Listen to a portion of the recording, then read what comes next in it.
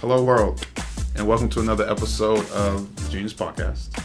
My name is Joshua the Genius, and I'm here with my beautiful co-host, Sarah Ann Mitchell. And today's episode is going to be talking about the right to repair. All right, and the right to repair is basically the idea that if you own a product, if you purchase a product, you should be able to fix it. Right? You should be able to, or at the very least, be able to have the resources to take your product and get it serviced by somebody in your local area. Okay? And so the reason why the right to repair is so important to me and why we bring it to you guys to talk about is because the market right now is being affected by the high level of what we call integrated circuits. Right, so as technology advances, there's going to be more computer chips that are built into your products, and so now you're not able to just take a screwdriver and open up a computer and replace the battery. You're not just able to open up your iPhone and replace the screen. There's software limitations that have been placed on iPhones and Mac computers.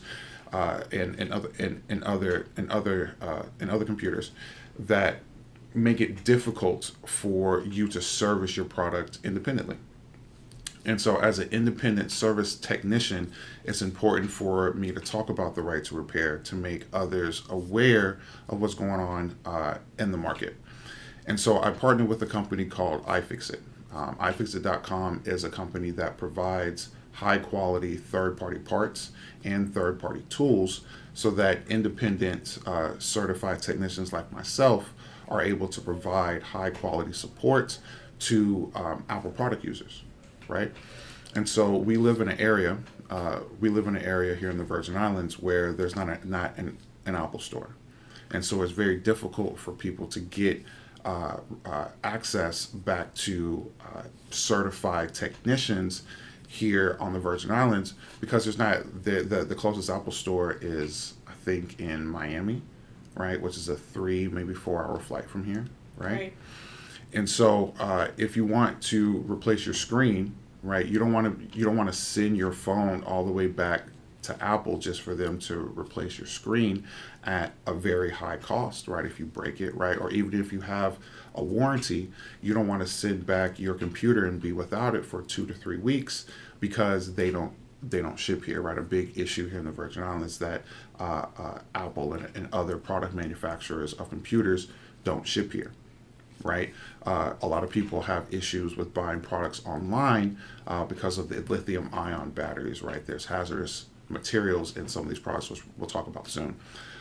So to circle back to iFixit and why iFixit is so important to independent technicians like myself is because they not only provide high quality parts and high quality tools, they also are a big advocate for independent repair shops and product owners. And their advocacy is around making sure that if you buy a product, you're able to maintain that product for a long period of time, whether that be yourself or through a certified technician that is cost effective and not at a long distance or accessible. That's easily accessible to you, right? And so they created a repair manifesto that just details some of the key concepts about the right to repair. And I just want to go over a couple of them with you. The first being repair saves you money. Fixing things is often free and usually cheaper than replacing them. Doing the repair yourself saves you money, right? So if we take the example of replacing your screen, right? A lot of people right now either have an iPhone between iPhone 10 or between iPhone 10 and iPhone 12 or iPhone 12 Pro, and so those screen replacements range on the Apple website range anywhere from I believe $250 to $400, right? And so if you think about it's very easy for people that have an Apple store, maybe in their local mall, or maybe within a 15-minute drive. But I started, I used to work for Apple back in the States. I started at the New Orleans store. It was in Metairie called the Lakeside Mall store. And so we used to have customers that lived in southern parts of Alabama and Georgia who would have to make a decision. They would have to either drive 4 hours to New Orleans to get service for their phone. They would have to drive either 4 hours, 4.5 hours to Atlanta north, or drive about 3.5 hours to, I believe it was, into Florida, into Jacksonville, I believe. And so, maybe not even a cracked screen. We're talking about maybe a software issue, right? To where, some people disable their phone. I'm pretty sure a lot of you guys have potentially come into where if you put your passcode in the phone wrong too many times, it will say, hey, you need to connect it to iTunes and do a restore. Or even if your phone takes a particularly hard fall, sometimes it kicks into disabled, where it's like stuck in the boot loop on the Apple logo. Right. And so you should have there should be a technician. Maybe you may not be as savvy to, go on the website and read the documentation, but you want to be able to take it to somebody that has that knowledge, right? And so if you have to travel 4 or 5 hours just to get that support, that starts to make you consider if owning this product is really worth it, right? And then so we take it to the concept here in the Virgin Islands. There are tons of people down here that have Apple products, whether it be Apple Watches, whether it be iPhones, whether it be Mac computers. There's tons of people down here that have Apple products. And like I said, the closest Apple store is Miami. Why would I spend $400 on a plane ticket to go to Apple? And then to turn around and pay $300 plus on a out of warranty repair that, if you don't have Apple Care. Correct. And then, but let's talk about even if you're in warranty, right? So I just had a customer here. Yesterday that they just purchased the new M1 MacBook Air. They now have a defect in their camera. Anytime they open up the FaceTime camera, the computer doesn't detect that there's one there. After we did all the software work and software triage that we could, and we determined that it's a hardware defect. In order for her to gain full cover repair, under the warranty. Correct. For her to get that service, she now has to either, when she flies out in a month, maybe a month and a half, take it to an Apple store and then wait for that service, or ship it out and be without the product for 2 or 3 weeks, right? And if you're a student or a professional that relies on this computer, that can make that really difficult. Mm-hmm. And then so we talk about, why isn't there an authorized, what they call an authorized Apple service repair center? Why isn't there one here on the Virgin Islands, right, where there's tourists that come here in boatloads, right, that have these Apple products, or even in Puerto Rico, correct? So why isn't there one here? And so that conversation starts to talk about, the amount of the high cost that Apple charges independent repair centers to gain access to their documentation, to gain access to their parts, right? And so then you talk about, well, if I have to pay a high dollar amount for service parts and tools, that means that I have to then charge a higher cost to the customer, right? The right to repair is also this conversation or this battle between what we call original equipment manufacturers, OEMs, and product owners, right? Original equipment manufacturers, their argument is that they want to protect their proprietary rights, right? Saying that if we allow just product owners to open our products or to service them or to troubleshoot them or get them repaired, it will start to infringe upon our intellectual property rights. Product owners, the argument is, I purchased this product. It's no longer yours. I have the ownership of it. As a manufacturer, you should have all the resources available to me in an easy, accessible manner for me to be able to service this product for as long as there's an understanding of what we were talking about it in the car this morning, the shelf life of a product, right? Timed obsolescence. We're talking about how devices nowadays are built with the idea in mind that in a couple of years you want the consumer to throw that one away and buy another one of your products. So we look at people upgrading their phones every 1 to 2 or even 3 years, because after a certain amount of time, As software is quickly advancing and being updated, it's not going to run as efficiently on the older phones. So if you want to get the bang for your buck out of these devices, it's encouraged to, upgrade to the new one, get the newest software, the newest hardware. So yeah. Got you. And so when we talk back about the manufacturers, we talk about them not having, they don't have rights past your purchase. There's no rights the manufacturers have past your purchase other than copyright law. Okay? Copyright law is the reproduction of software that is not authorized. I mean, like pirating right? software. Or pirating or distribution, making a profit off of somebody else's intellectual property. The government has deemed that that repair is not infringing upon any copyright laws, right? You're repairing a product does not infringe upon those copyright laws. The issue comes into the state regulated contracts, and those state regulated contracts are the EULAs, the end user licensing agreements. Okay, we talked about in our first podcast about user privacy and privacy policies and terms and conditions. We know that a lot of people don't read terms and conditions. They don't read those privacy policies. When you want to get service or you want to buy a product, it's just long legal pages. jargon that people aren't going to take the time to read. For sure. And so now you have these end user licensing agreements. When you purchase a product, you may purchase a refrigerator, or you may purchase a microwave that has certain specifications on how, as an owner, you are able to use this product and get it serviced, right? Maintain it. Correct. And so now, if you don't read that contract, you may be signing over saying, hey, if you do X, Y, and Z to this product, you void your warranty. The issue with that is that the manufacturers have that power to change that at any time, however they see fit, based upon whatever product they put out, right? There's no general standard. Each state has its own individual set of laws to guide to guide those end user licensing agreements. There's no broad general law that governs this.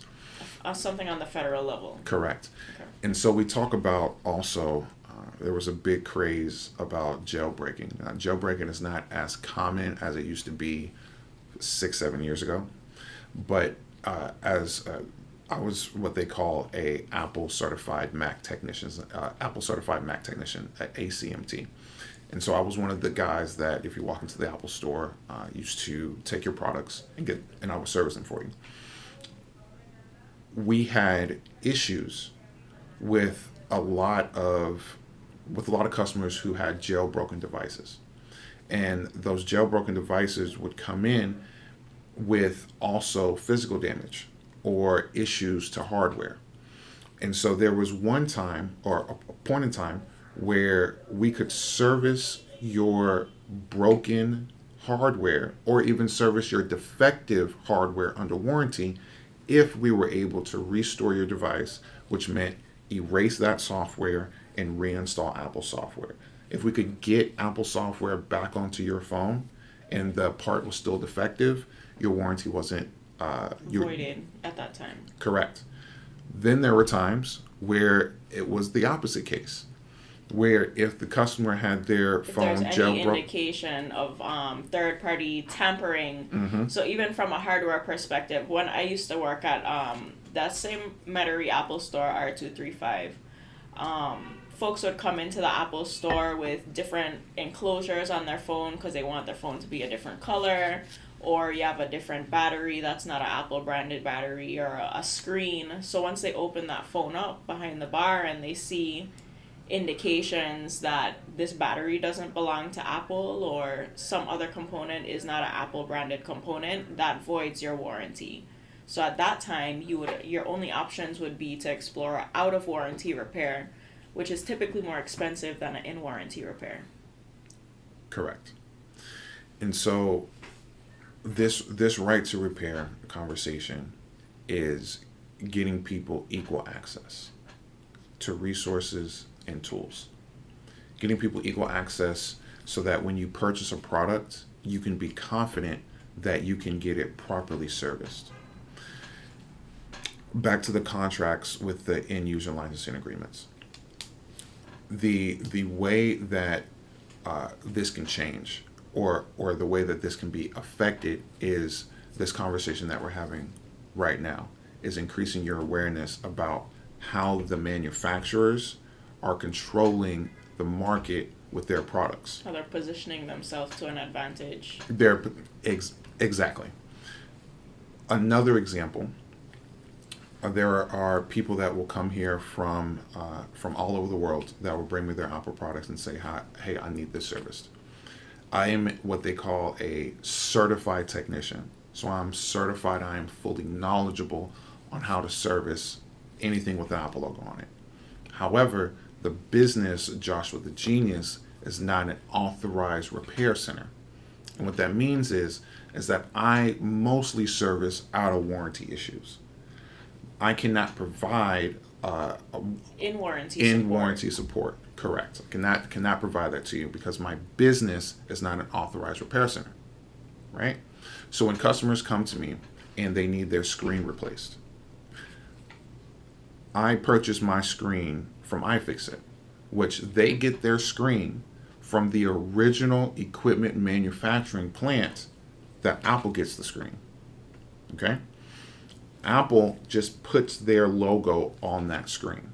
So when you go to the Apple website, if you see to get a phone screen replacement, I believe for the iPhone 10, it's I think like $250, maybe $265.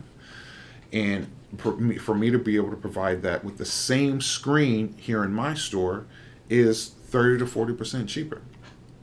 The issue, though, is that in, I believe, the iPhone 11 and up, if the screen is replaced, it'll notify the user to say, hey, this has been repaired by a non-authorized repair center. Does it have that same notification with the battery? It has the same notification with the battery as well in the iPhone 11 and up. And now with the iPhone 12, independent repair centers can't replace cameras. So let's say you have a defective camera and you can't get your phone back to the States, or you can't be without it for that long. But we can get the part, and me as a certified tech, I can put it into your phone. I can get that service done for you. But if I do it, that camera's not going to work anymore. There's we can even go back to the iPhone 7, when Touch ID first came out. When you put your finger on the home button and unlocks the phone for you. If you were to crack that home button, crack the glass on top of that, right?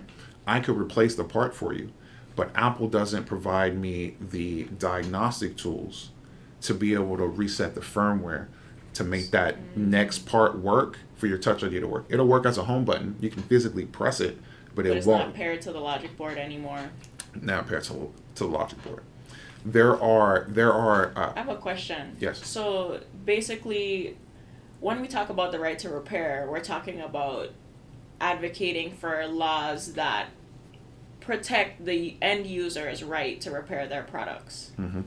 So this would include diagnostic tools such as software to help you diagnose what's going on with your devices, resource manuals or repair documentation so that you can actually do the repair yourself, and then access to original manufacturer parts. Is that correct? Okay. So I want us to switch gears a little bit because we started going through the repair manifesto, and I kind of want to hit a couple other parts of the repair manifesto specifically. So one of those is repair is better than recycling. Correct. Repair is better than recycling. Making our things last longer is both more efficient and more cost effective than mining them for raw materials.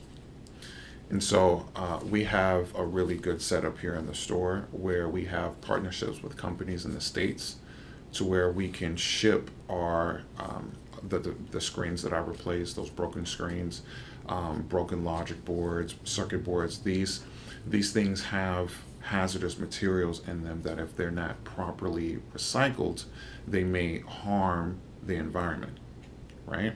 When you talk about the ownership of that product, you want to be able to hold that product for as long as you can. right? For as long as you can. Give it as much life as possible. Yes, you don't want to, this concept of Timed obsolescence. timed obsolescence, right? Just the lifespan of a product going for 2 years, right? I've had my computer since 2012.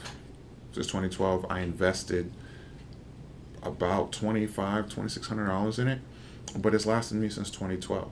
And I haven't had the need to upgrade because the product has given me very good longevity, right? And, I'm talking a lot about Apple here. I'm a huge Apple advocate, but as them being one of the dominant equipment manufacturers of smartphones and computer products, and one of the leaders in environmental standards, I have to talk about them.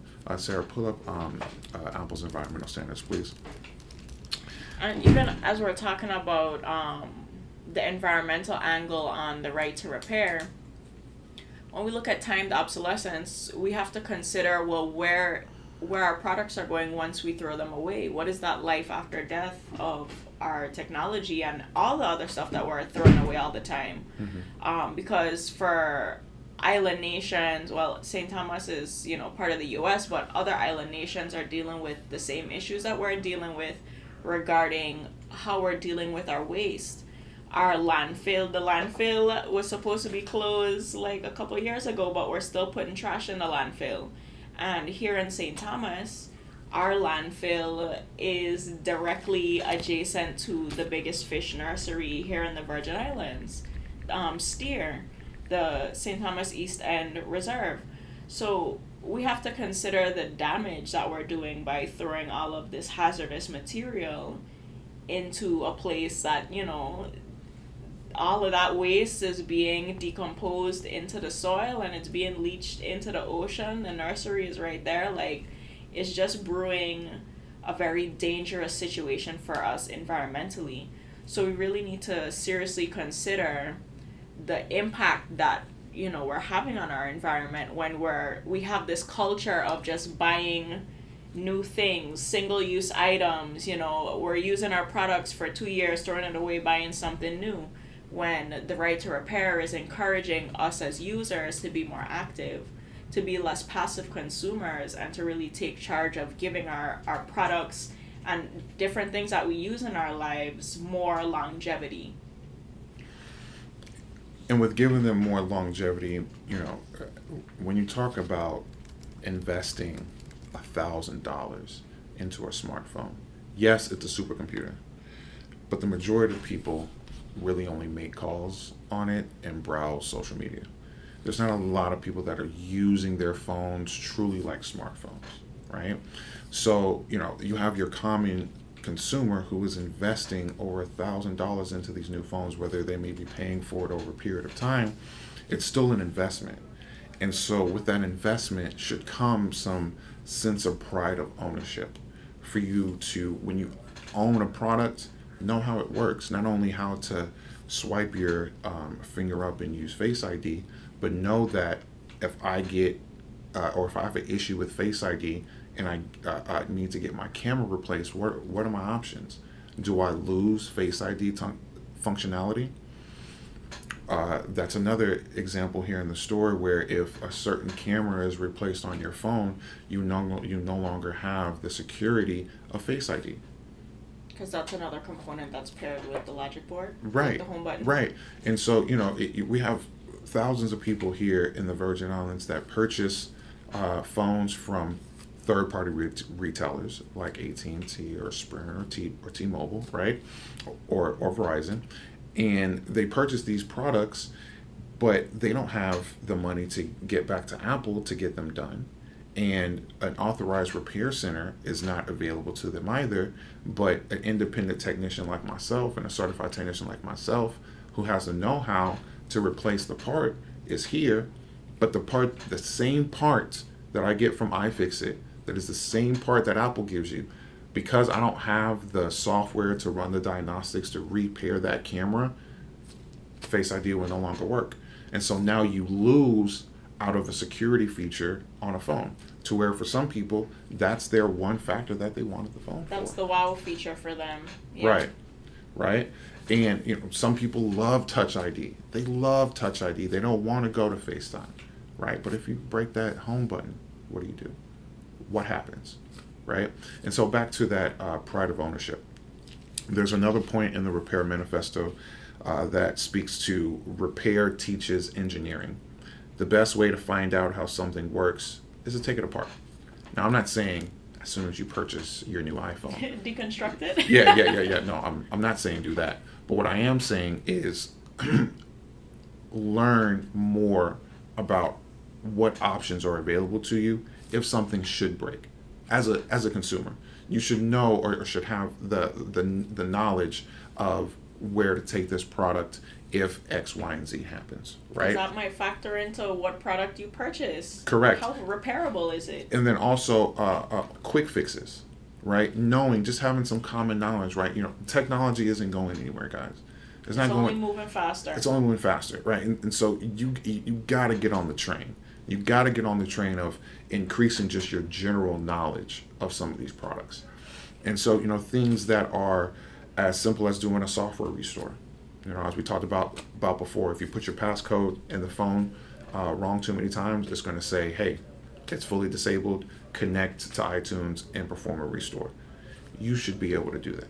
You don't need to drive 4 hours to an Apple store to get service. You don't need to be here in the Virgin Islands. Throw away your phone and buy a new phone. Correct. I have people that come into the store that showed me a disabled phone and say, yeah, I was about to throw this away because I couldn't get into it. I brought it to AT&T. I brought it to all these places. They can't help me. I don't know what to do with it. I was going to throw away and buy another one. It takes me 30 minutes to fix their phone for a software issue. And now they're able to use that phone for maybe another year, maybe 2, maybe longer than that. iPhone in the right? As opposed to just throwing it away. Right? We talked, I'm pretty sure you guys have heard about the exploding batteries, the exploding battery fiascos. Samsung, right? That was one of the Samsung phones, yeah. Right. So not that it's any company, but we talk about you just throwing your phone in the landfill. You don't know what environment you're throwing it in. Oh yeah, when those lithium-ion batteries start to expand, it's dangerous to ship because they're explosive. And so Apple has done a really good job, a really, really, really good job at making sure that their products have the least amount of harmful chemicals in them that will harm the environment. But they're still mechanical equipment, and they're still harmful to the environment in some form or fashion. And we know that. So we want to hold the product as long as we can, right? And the right to repair supports that. I just want to hit this point about the iPhone environmental checklist. So there's a checklist that Apple has on their website about the iPhone, about the environmental standards, yes. Of the components that they're using, because I know they recycle their products. Because you could go to Apple and recycle your old products, and they recycle all the components that are reusable. But this here is the checklist of it has mercury-free LED backlit display. Okay, so in the device. Yep, in the device. Arsenic-free display glass. BFR-free. I'm not sure what BFR is, but look it up. Yeah, thank you. Beryllium-free, PVC-free, and recyclable aluminum. Now, as Apple, those are halogens. Say again. Halogens. It's gas. I guess that would be not noxious gas. Got you. And so if you go to the Apple website, I believe it's apple.com/recycle, or just Google Apple Recycle, they have a really great program where if your phone or your device or your computer is, just at that point to where it needs to be recycled, you can send it to them and they'll deconstruct it for you and make sure that it's not put into any harmful environments, and that any salvageable components from the device or computer will be put back into use, right? And so that's great program. But what we're focusing on are the users who may only have this product for 1 or 2 years and come into an issue that's easily solvable if they had access to the resources and easy access to documentation and tools, right? That's who we're focusing on, the consumers who purchase the products. And so there's another point here in the repair manifesto I want to talk about, and this talks about the right as a consumer to what you should have access to. And so and so it says, we have the right to devices that can be opened, to repair documentation for everything, to repair things in privacy of our own homes, to error codes and wiring diagrams, to choose our own repair technician, to remove do not remove stickers, to non-proprietary fasteners, to replace any and all consumables ourselves, to troubleshooting instructions and flowcharts, to available, reasonably priced service parts. Right? And that's a real good summary of what the right to repair stands on, is the same amount of access that the manufacturer gives to their authorized repair centers, independent repair centers, and or the product owners should have that same access. We talk about the auto repair industry. Yes, because that's where the right to repair laws really started to emerge. Mm-hmm.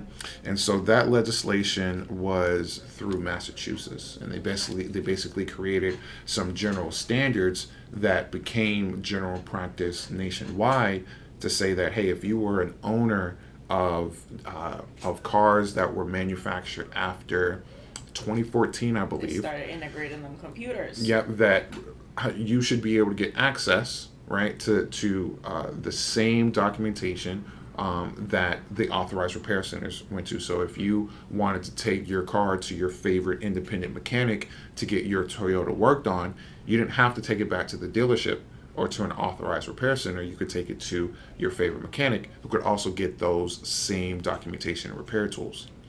The issue now is what we talk about, the integrated circuits. Smart devices and computers have always, that's just what they're built on, right? Computers have now grown to have more integrated circuits and services into the car.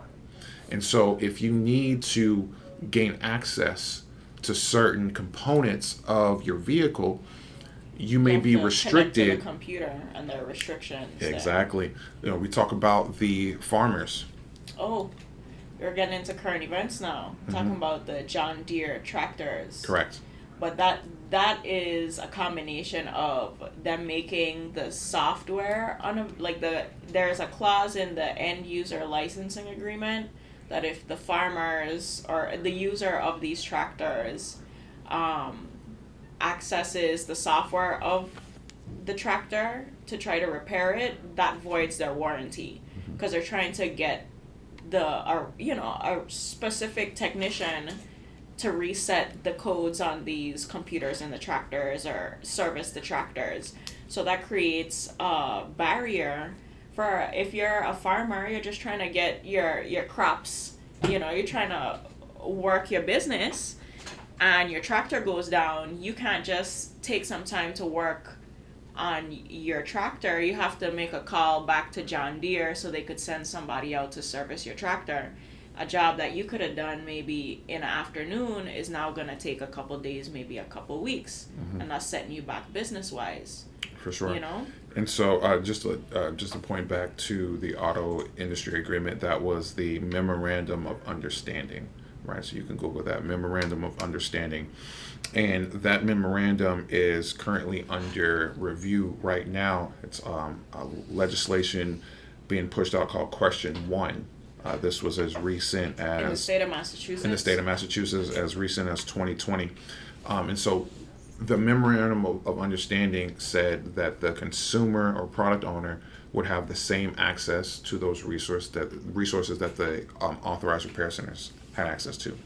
Now the Question 1 is going to integrate what they deem as telematics, and that's the connection to these manufacturer servers, so that when you go get your John Deere tractor serviced by your favorite technician, they should be able to connect your tractor to a computer or to some type of software to gain access to John Deere servers to be able to reset those codes and not have to call out a specialized technician that costs more money and more time, right?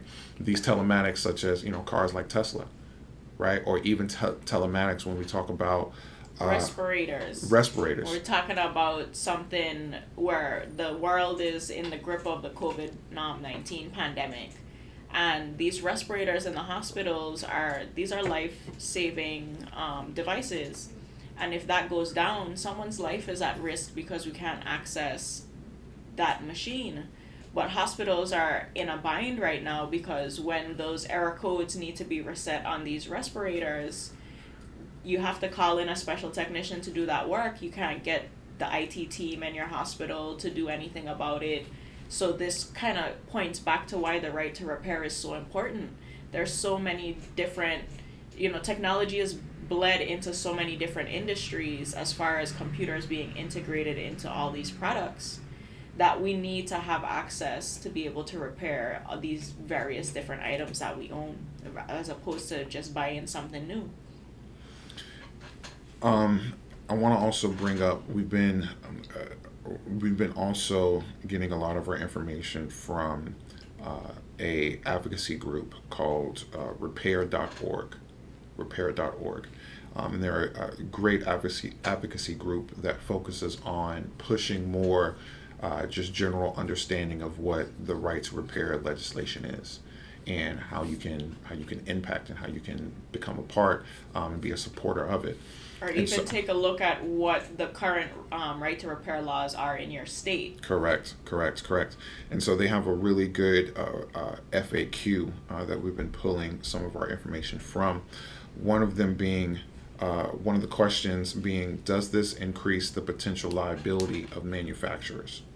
And I just want to read you what this says. It says, no. State laws already limit manufacturer disclaimers of liability, so that harmful defects in design or manufacturing are still the responsibility of the manufacturer. These requirements do not change based on how equipment is being used or repaired. So the right to repair will support the warranty in the sense that if the product still has a defective part, you repairing the product independently should not void your warranty. You should still be able to get service to your product for a defective part. You should have that confidence as a user that if you get something repaired by an independent technician, it should not void the warranty of a defective part, and the manufacturer should be able to make that discretion. Another one I want to go over is, would this right to repair affect cybersecurity? It would affect cybersecurity, yes. We talked about Face ID, and we talked about why Face ID is important to users for security. If a user brings their iPhone into an independent repair facility, if they can't get Face ID to work again, they leave their phone compromised. The right to repair would support the user to say if they brought it to an independent technician, they would have the software and accessibility to resources to make sure that the replacement of that camera also comes back with the functionality of Face ID, so your cybersecurity is not compromised. Another example would be if you needed to do a restore on your iPhone. Having the know-how, having the access to hook your phone in and do a restore to reset the software or clear or different kinds of restores, like even understanding that you have different kinds of restores that you can try to troubleshoot the issue with your phone. Definitely, and erase your information to maybe update to the latest operating system to make sure that you have the latest security measures for your phone and protection. Or even restore to an older operating system if you're using an older device. Correct. So now there's some people that use applications from third-party developers for their business. And maybe these third-party developers haven't updated their product for iOS 14. Maybe it only works on iOS 13. Or maybe you're a professional, you're a designer, or you're a music professional. There's always a lag with editing updates. music. to creative software. Like Apple will come out with the new Mac OS, and then you have to wait a couple months for all the different creative softwares to push their updates that are compatible with the new OS. So it's like if you're in the middle of a project, never ever ever update your software, because if those two things aren't speaking to each other, your computer's native operating system and the software that you're using is going to spell big trouble for your projects. That lack of access makes it difficult for customers, right? And so the right to repair in that sense would support the customer so that they could say, hey, I want to take my computer back 2 or 3 operating systems because this is how it worked. I was dealing with the customer yesterday with the M1. I have a bootable drive. A bootable drive is basically my own installation of Big Sur. And Big Sur is the latest version of Apple software. And I made it maybe 3 months ago. And now I can't use that installation on that M1. It has to come from a M1 computer. And while I have some M1 computers here to do that, some other independent server shops may not have that. Also, when we talk about restoring the software on your iPhone, some people don't have the access to take your phone back to iOS 13, iOS 12, so that you can gain functionality for those older applications. It makes it difficult. Let's move on. I have one more point I wanted to talk about from repair.org from the frequently asked questions. The manufacturers, their position in this argument is on their intellectual property. They are very, very cautious. Copyright concern. Yeah, they're very cautious of supporting the right to repair because of people pirating their intellectual property. So I just want to give you a little more information about that. The question is, would this place manufacturer intellectual property at risk? And the answer is no. The legislation has been carefully drafted to include protections for copyrights, patents, and trade secrets. Intellectual property is not altered or pirated in the course of repair. Licensed software products or media backups can only be restored after repairs are complete. Embedded code, such as firmware, is either restorable as part of the purchase under patent law or legal under copyright law to back up and restore for purposes of repair.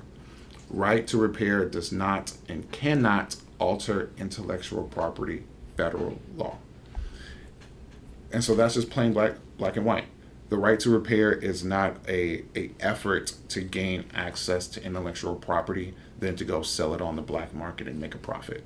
That's not what the right to repair is. I just want to fix my broken stuff. Yeah, and not have to to do it. Yeah, and have an easy, streamlined way of doing it that doesn't always end in me having to bring it back to the original manufacturer. This is a more customer-centered perspective. Because for a lot of customers, it's just not a feasible solution to bring it back to where you purchased it from. It's just not. So there should be legislation that supports you as a consumer so that you are able to use your product for as long as you can. And this carries us into, there's another part of the repair manifesto from IFixit that says repair is a war on entropy. Entropy meaning chaos or disorder. And the current environment that exists where there's such a limitation on access to repair, it creates this very chaotic environment that the consumer has to navigate. Do I travel 4 or 5 hours to try to get to an Apple store? Do I roll the dice on somebody at the gas station trying to repair my phone but not having the tools to understand what they're doing, So here at the store, we're really lucky here in the Virgin Islands that we could tap into Joshua's knowledge, because it's tough out here trying to get a repair. We see so many customers that come back with missing screws, damaged parts, and it's to some extent, you really can't blame people for doing something wrong when they don't even have access to the tools to know how to do something right, And the question that's been posed to me by tons of people is, hey, why don't you call Apple and open up an Apple store here? Well, for a couple of reasons that won't happen. A couple of reasons. One, very, very high cost of rent here in the Virgin Islands. Number one. It's very difficult for small businesses the rent to... is too damn high.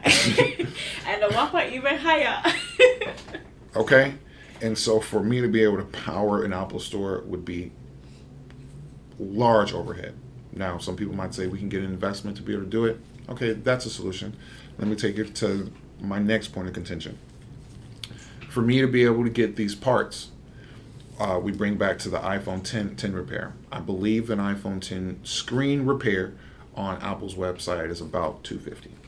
Like I said, I can provide service with the same part that Apple gets their the original equipment manufacturer part, the same part, but for 30% cheaper here in the Virgin Islands. And if I were to become an Apple store or to become what they call an Apple authorized service provider, I would have to purchase my parts directly from Apple. And Apple sells them at a very, very, very high cost. That's the sound of the price going up. Apple says their third-party parts at a very, very high cost. So that means that I would have to charge you as a consumer here in the Virgin Islands. It's a larger burden on the customer. And so I choose obstacle to repair. I choose not to do that. I choose to use my certification. I've been working on Apple products since 2009, right? Since the iPhone 3, right? I've seen it all. You've seen them come and go. I've seen it all, right? And so my knowledge that I'm able to bring here to the Virgin Islands makes me confident that I can support these devices. I can get you high quality parts. I can get you high quality service. I can get you the know-how to make sure that if I can't fix it, you know what your resources are. I'm going to give you whether the it be best shipping options to available. Apple or tapping into any other opportunities. And so that's how I position myself in the market. Others who may not have the background that I do, that may want to get into the repair industry themselves and become an authorized service provider, there's tons of restrictions. That's point number 3. There's tons of restrictions that they put on you of what you can support, how you can support it, how your store has to be laid out, and the foundation of the store.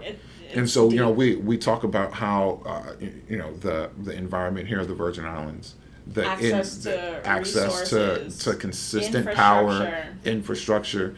Like there's just a lot of reasons why an Apple store here in the Virgin Islands, and in my belief, just won't happen. Right? Like I said, I worked in the New Orleans store. If Apple didn't put a store between us and Jacksonville to be able to support all the customers in the South, right there in Alabama and the southern parts of Mississippi and just somewhere between New Orleans and Georgia, right? So looking here at St. Thomas, the closest Apple store is in Miami. We talked about the comparison to Hawaii. Store? There's 4 stores in Hawaii. Hawaii is also an island. So if three you or four. could get popping in Hawaii, like my argument for having a store either in Puerto Rico or the Virgin Islands is that we're perfectly positioned between Europe, the United States, and South America. In the same way that the New Orleans store and the Miami store gets a lot of international traffic, we're in a position to the Latin American market that we would absorb a lot of that market as far as, those people are coming here to buy their Apple products. There are people who would travel to New Orleans just to make sure they could get to the store to get their Apple products. So it's that opens up a whole nother industry here, but missed opportunity on Apple's part. And it's when you don't have the economic buying power that comes with a large company like Apple, an individual doesn't necessarily have that same buying power to build up the infrastructure that would be needed to support an Apple store in the traditional sense. And so we get into a little bit of the legislation. Speaking of, right to repair is a concept and idea, but we want to actually build concrete legislation behind this, right? Bring this into full law.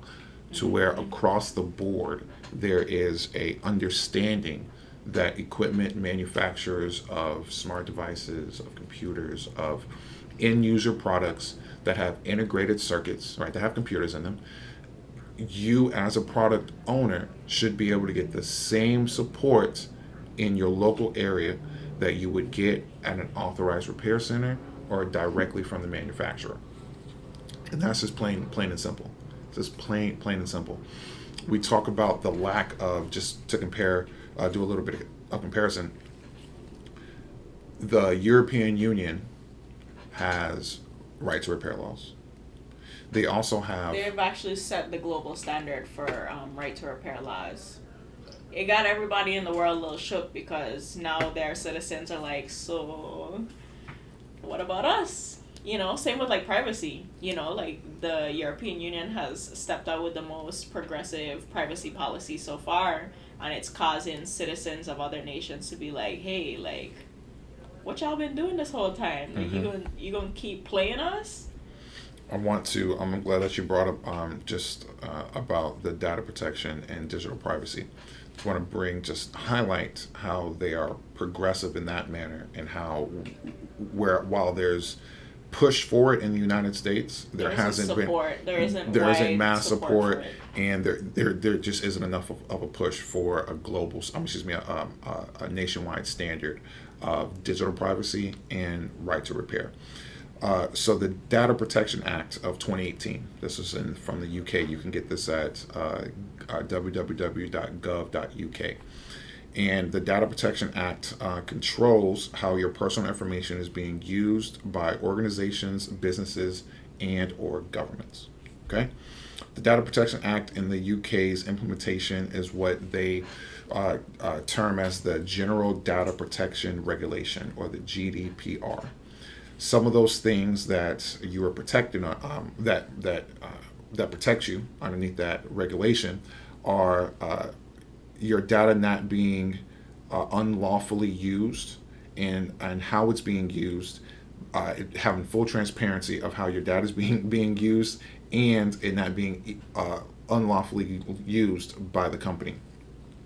So they have to be even more explicit versus just throwing this long old privacy policy at you. They have to be more explicit about how your data is being collected and used. Okay. They must make sure that your information is used for specified and explicit purposes. They must make sure that your data is accurate where necessary and kept up to date, that is kept for no longer than necessary, and handled in a way that ensures appropriate security, including protection against unlawful or unauthorized processing, access, loss, destruction, or damage. Some of the things that have a stronger legal protection under the UK's GDPR is sensitive information such as race, ethnic background, religious beliefs, genetics, biometrics, health, sex life, and orientation. And so I bring this up about the GDPR because they've set the standard for digital privacy, right? They've set the standard for how a government should govern its citizens and protect its citizens against big conglomerate companies when it comes to these companies using your data. And we talked about in episode 1 about the new initiatives that Apple is putting into iOS 14 that will make the how your data is being used more transparent. App tracking transparency. Yes. The title. Yeah. Yes. And so that app tracking transparency basically gives the user more visibility of how your data is being used, and it gives you more points to give the company authorization to use your data. So I tip my hat to Apple for that. That's great, but that should be a nation standard, right? Yeah. There should be federal law. Mm-hmm. In addition to individuals, state laws to support this. Yeah, there should be an understanding where any product that you purchase, you should know that my data is safe in this general way. That I know this company can only use my data for X amount of time. I know that if I see them using my data in such a way I can act upon this legally. You can follow legal action. Correct, and have that support from the government, as opposed to it being these abstract laws that are in privacy policies and terms and conditions, which the general user never really reads, right? And so I bring the Digital Privacy Act and the GDPR into the conversation so that we can compare that to the right to repair. That if we can set a general precedent about how companies are using our data, we need to set a precedent about how manufacturers are creating their products and how they're giving access to these product owners, giving them access to the resources they need to maintain their products. And now, if we could talk about, I know we gave the listeners repair.org as a resource for folks to check out what the right to repair laws in their state currently are or are not. And you can also learn about how you can be more of an advocate for the right to repair. Because I know here in the Virgin Islands, there is not a right to repair law of any sort. So that's something that needs to be talked about. That we need to start talking about here on a local level, as well as nationally, of course. Are there any other resources that you would like to share with the listeners that they can tap into to encourage learning a little bit more about the right to repair or the option, repair options? Yes. IFixit, like I told you about the company. This company that I partner with that is in California. They're based in California, and they have tons of great resources for product owners and independent service providers. You can get really high quality parts from them. You can get really high quality tools from them to be able to do common repairs, such as battery swaps or camera swaps, or common issues that occur on your products. They have great resources for you to gain proper tools and proper parts. They are also huge advocates for the right to repair. So they also have service manuals. They have service manuals that walk you through step by step and show you how to do these repairs independently. And they also have a lot of great resources for you to tap into to learn more about future products and how the right to repair legislation is affecting these products. And I think that's and it. I also want to take the opportunity to point out our nonprofit as a resource as well, because here in the shop, we have several students that come in to learn about doing hardware repair, troubleshooting theory. We teach them about ESD safety. Apart from, learning how to code, that's kind of like a separate category, but we're talking about repair. So that's also a resource that you guys can tap into. So you can check out our website, www.joshuathegenius.com, and we have all our information for our nonprofit on there. So, and in addition to workshops that we do here through the store that also encourage people to get more familiar with their products, how to use them to their fullest potential.